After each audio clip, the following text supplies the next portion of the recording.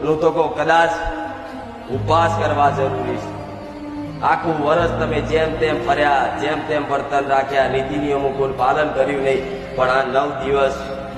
કદાચ નીતિ નિયમ જાળવી અને 9 દિવસ કદાચ સંયમતા રાખી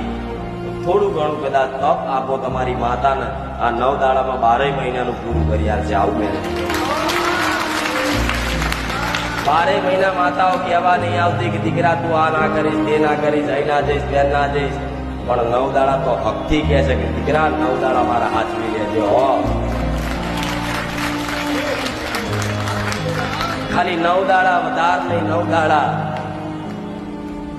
ઉપવાસ ના થાય ને, કોઈને એવું હોય કદાચ માં ભૂખ્યું નહીં રહેવાતું, તો માતા એવું કહું છું તમારથી કદાચ ઉપવાસ ના થાય